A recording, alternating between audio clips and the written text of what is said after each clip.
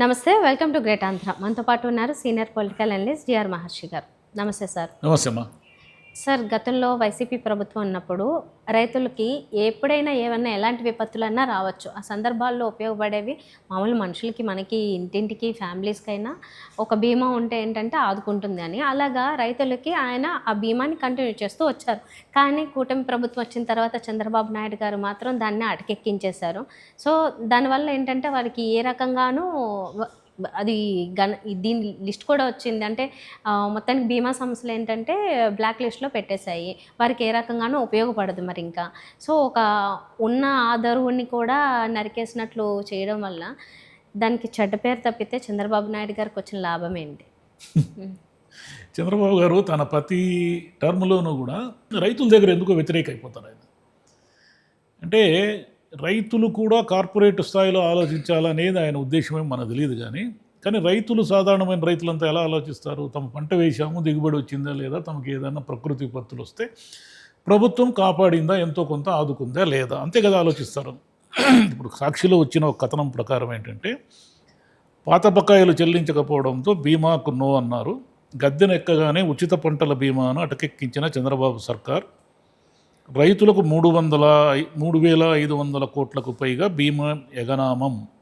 Black లిస్ట్లో పెట్టిన insurance కంపెనీలు తాము ఉన్నప్పుడు 5 ఏళ్లలో 54.55 లక్షల మందికి 7,80,208 కోట్లు బీమా అందించామని, అదేవిధంగా ప్రకృతి వైపరీత్యాల్లో 3,261.60 కోట్ల ఇన్పుట్ సబ్సిడీ చెల్లించామని ఒక కథనం రాసుకుంటూ వచ్చారు. సరే, మరి సహజంగానే మిగతా అనుకూల మీడియాలో వాళ్ళు వెంటనే ఈరోజు రేపు ఏదో ఒకటి కథనం వేస్తారు. ఏమేస్తారంటే, జగన్ హయాంలో రైతులకు చేసింది సున్నా, జగన్ చేసింది ఏమీ లేదు, జగన్ ఇప్పుడు అన్ని సాక్షి పత్రికలు అబద్ధం కథనాలు రాస్తారు అని ఒక కౌంటర్ ఏదో వస్తుంది రేపు. సరే, కౌంటర్లు వస్తాయా రావా అవన్నీ పక్కన పెడితే, చంద్రబాబు నాయుడు గారు 19 నెలలు, సరే పాత రికార్డు తీసేద్దాం, 19 నెలల హయాంలో ఎందుకు రైతులకు ఈ ఇన్పుట్ సబ్సిడీ, బీమాలు వీటికి సంబంధించిన చేయలేకపోయారు? అంటే కొంతమందికే చేశారు తప్ప, బ్యాంకు రుణాలు తీసుకున్న వాళ్ళకి వీళ్ళకే చేశారు తప్ప అందరికీ అది వర్తించకుండా చేశారు. ఎందుకు చేయలేకపోయారు? ఆయన వచ్చినప్పటి నుంచి రైతులకు గిట్టుబాటు ధర లేక ఎందుకు రోడ్లు ఎక్కాల్సి వచ్చింది? ఇవన్నీ వాస్తవాలే కదా. మీరు రేపు పొద్దున ఈరోజు కూడా అరటికి పంట దిగుబడి రేటు పోతే రైతులు దారుణంగా నష్టపోయారు. 4,000 రూపాయలు కూడా రాలేదు వాళ్ళకి. అంటే పెట్టిన పెట్టుబడి కాదు కదా, వాళ్ళు తెచ్చిన అప్పులకు వడ్డీలు కూడా రావు. అది పరిస్థితి. ఎందుకు రైతులు ప్రతిసారి మీ ప్రభుత్వంలో ఎందుకు ఇబ్బందులు పడుతున్నారు? మీరేమో రైతుని కాపాడుతామంటారు, ఒకవైపు అక్కడ పోయి ఇండస్ట్రీలు తెస్తామంటారు, ఇక్కడ చేస్తూ రైతునికి నేనే భరోసా ఇస్తానంటారు, నేనే చేసేస్తానంటారు, రేపు పొద్దున పోలవరం పూర్తి చేస్తామంటున్నారు. కానీ రైతులు మెల్లిగా మీకు వ్యతిరేకంగా ఎందుకు మారుతున్నారు? ఎందుకు మామిడి రైతు చిత్తూరులో రోడ్డు ఎక్కాడు? ఎందుకు పొగాకు రైతులు రోడ్డు ఎక్కారు? పత్తి రైతులు రోడ్డు ఎక్కారు, మిర్చి రైతులు రోడ్డు ఎక్కారు. సరే, జగన్ గారు వచ్చారు, ఏదో చేశారు, అది రాజకీయం చేశాడని ఆ రోజు మీరు ఆరోపించారు. కానీ వాళ్ళందరూ రోడ్డు ఎక్కింది నిజమా కాదా? ఉల్లి రైతు ఎందుకు కర్నూలులో ఇబ్బంది పడి మీరు చెప్పినది కొంటామని చెప్పి ఎందుకు కొనలేకపోయారు? ఉల్లి రైతులు రోడ్డు మీద పారేసి ఎందుకు పోయారు? టొమాటో రైతులు రోడ్ల మీద ఎందుకు పారేసిపోయారు? ఇవన్నీ కూడా ఏమిటంటే, చంద్రబాబు నాయుడు గారి ప్రభుత్వం రైతులని సరిగా పట్టించుకోదు అనే బలమైన అభిప్రాయం ఆయన గత గవర్నమెంట్లో ఉంది. సేమ్ మళ్ళీ ఇప్పుడు కూడా అదే రిపీట్ అవుతూ ఉంది. సాక్షిలో కథనం వచ్చిందా అనేది కాదు. కానీ ఇక్కడ ప్రశ్న, మీరు నిజంగా ఏం చేస్తున్నారు రైతులకి? పల్లెటూర్లలో ఎందుకు రైతులు కోపంగా ఉన్నారు? రైతులకి కావలసినవన్నీ కూడా మీరు ఏదో అంటుంటారు, ఏది నేనేదో అగ్రి క్లాసులు పెట్టాను, నేను ఫార్మింగ్లో ఏదో కొత్త వాళ్ళకి టెక్నాలజీ నేర్పిస్తాను, వాళ్ళకి అది చేస్తాను. మీకు టెక్నాలజీ ఇవన్నీ కూడా సెకండరీ. ముందు కడుపు నింపడం అనేది ప్రైమరీ. కడుపు నిండడం అంటే ఏమిటి? ఆయన ఒక పంట పండిస్తాడు, ఎకరానో 2 ఎకరాలు. మన ఆంధ్రప్రదేశ్ వ్యవసాయ ఆధారిత రాష్ట్రం కదా. ఈ వ్యవసాయ ఆధారిత రాష్ట్రంలో పెద్ద భూములు ఉన్న రైతులు కాదు మనకంతా ఉండేది. మనకున్న రైతులంతా ఏమంటే 2 ఎకరాలు, 3 ఎకరాలు, 5 ఎకరాలు, దాంట్లో మళ్ళీ కౌలుకు తీసుకొని చేసేవాళ్ళు. వీళ్ళే కదా ఎక్కువ ఉన్నది. వీళ్ళంతా ఏం ఆలోచిస్తారు? మీరు చెప్పే టెక్నాలజీనో, సేంద్రీయ ఎరువులను, అదనో ఇదనో ఇవన్నీ ఆలోచించరు వాళ్ళు. వాళ్ళు ఏం ఆలోచిస్తారంటే, తాము పండించిన పంట అంటే మార్కెట్లో ఏదైతే ధర ఉంటుందని నమ్ముతారో ఆ పంట వేస్తారు. భూమి అనుకూలంగా ఉంటే వరి కావచ్చు, ఇంకోటి కావచ్చు, ఏదైనా కావచ్చు, లేదా పళ్ళ తోటలు కావచ్చు. వాళ్ళు వేసినప్పుడు వాళ్ళు ఏం ఆలోచిస్తారు, మనకు పంట చేతికి వచ్చేసరికి మనకు గిట్టుబాటు ధర వస్తే బాగుంటుంది అని ఏ రైతు అదే కదా ఆలోచిస్తారు. గిట్టుబాటు ధర రాకపోగా ఖర్చులు కూడా రాకుంటే ఏం చేయాలి అతను? మరి రైతులు ఇబ్బందులు పడుతున్నారు. మీరు ఏ రకంగా ఆదుకుంటున్నారు? సరే, ప్రకృతి వైపరీత్యాలు అవన్నీ వదిలేయండి, మామూలు గిట్టుబాటు ధర అనేది అతని హక్కు కదా. అది కూడా ఎందుకు ప్రభుత్వం ఆదుకోదు? దళారుల పాలిట రైతుని ఎందుకు పడేశారు మీరంతా? సింపుల్. అది ఆ క్వశ్చన్కి ఎవరు ఆన్సర్ చెప్పారు? ఏదేదో చెప్తారు. జగన్ హయాంలో రైతులకు చేసింది 0 అని రేపు రాస్తారు. అవును, ఆయన 0నే చేశాడు, ఆయన ఓడించారు. మీరు చేయండి, 10 చేయండి, దాన్ని 0ని పక్కన 1 పెట్టి 10 చేయండి. ఎవరు వద్దన్నారు? వద్దని లేదు కదా. ఎవరైనా రైతులు వద్దంటారా? చంద్రబాబు నాయుడు గారు తమకు ఆదుకుంటారంటే రైతులు ఎవరైనా వద్దంటారు? వద్దు మీరు మిమ్మల్ని ఒప్పుకోమని ఏమనరు కదా. వీళ్ళు పెట్టుబడులని దేశాలు తిరుగుతూ ఉన్న గ్రౌండ్ను మర్చిపోతున్నారు. మన గ్రౌండ్ ఏమిటి? 175 నియోజకవర్గాల్లో మెజారిటీ నియోజకవర్గాలు పల్లెటూర్లు, అంటే రూరల్ నియోజకవర్గాలు. ఈ రూరల్ నియోజకవర్గాల్లో మిమ్మల్ని మీ ఓటు బ్యాంక్ని ప్రభావితం చేసేదంతా ఈ ఇంగ్లీష్లో స్పీచ్లు ఇచ్చేవాళ్ళు, పవర్ పాయింట్ ప్రజెంటేషన్ చేసేవాళ్ళు వీళ్ళు కాదు. మీ రేపొద్దున ప్రభుత్వం ఉండాలా లేదా అని నిర్ణయించేదంతా రైతులే.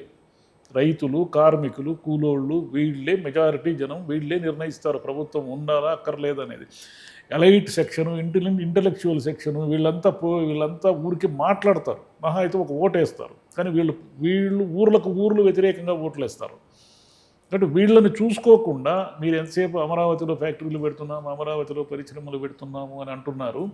పెద్ద రాంగ్ స్టెప్ చేస్తున్నారు చంద్రబాబు నాయుడు గారు. రైతులను ఆయన విస్మరిస్తే ఎప్పటిలాగానే మళ్ళీ రైతులే ఆయన మీద కన్నెర్ర చేసి ఆయనకి కష్టం కలిగిస్తారు. 29 నాటికి ఫలితాలు తారుమారు చేస్తారు. రాష్ట్రం అంతా రైతులు పక్కన పెడితే అమరావతిలోనే రైతుల భూములు తీసుకుని ఆ రైతులకు ఎందుకు న్యాయం చేయరు మీరు? సరే, ఇదైతే పంట గిట్టుబాటు ధర, ప్రకృతి వైపరీత్యాలు. మీరు చెప్పిన విశ్వనగరం అనే అమరావతిలో రైతులు ఎందుకు రోడ్డు గుండెపోటుతో చచ్చిపోతున్నారు? మా ప్లాట్లు ఇవ్వండి స్వామి, ఏమన్నా చూపించండి అంటున్నారు. మళ్ళీ మీరు 16,000 ఎకరాలకి టెండర్ పెట్టారు. మరి మీ మీరు రాజధాని అనే మీ డ్రీమ్ ప్రాజెక్ట్లోనే మీరు రైతులకు న్యాయం చేయకపోతే ఇంకా మామూలు ఎక్కడో ఊర్లలో ఉండే రైతులకి ఎప్పుడు న్యాయం చేస్తారు మీరు? అది మొత్తానికైతే రైతు వ్యతిరేక ప్రభుత్వం అని ఏనాడైతే మొదలైందో అప్పటి నుంచి ఇప్పటి వరకు నేను ఇది కాదు అని ప్రూవ్ చేసి ఒక పెద్ద స్టెప్ చంద్రబాబు నాయుడు గారి నుంచి పడదు. పైగా ఉన్నది తీసేస్తున్నారు. ఉన్నది డౌన్ అవుతుంది.